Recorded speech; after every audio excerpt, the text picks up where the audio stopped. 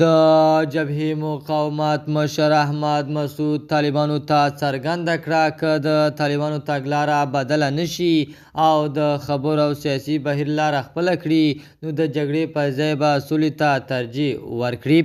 هغه وویل اوسنۍ جګړه پر موږ تحمیل شوې وه، طالبان زموږ په مخ کې بله لاره نه ده ساتلې.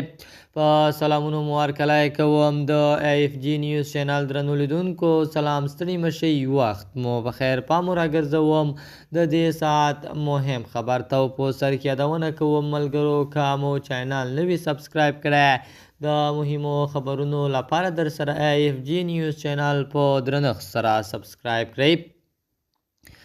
د افغانستان د ملي مقاومت جبهې مشر د سولې د ټینګښت او د جګړې د پای ته رسولو لپاره د منځګړیتوب د هڅو یادونه وکړه او ویې ویل د یو شمېر دیني عالمانو په ګډون ډیرو بهرنیو ګوندونو د هیواد د ستونزو د هواري لپاره منځګړیتوب کړی، خو طالبانو دا ټولې هڅې رد کړي او بریدونه یې غندلي دي. هغه وویل موږ له خپل ځان او خاورې څخه دفاع کوو او نه مو پر چا برید کړی او نه مو سرغړونه کړې ده.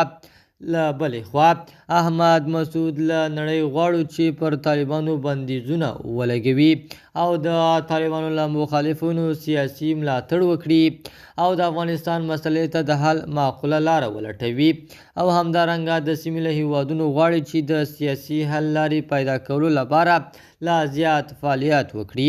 د AFG نیوز چینل درنو لیدونکو، دا زموږ د دې ساعت چمتو شوی خبر.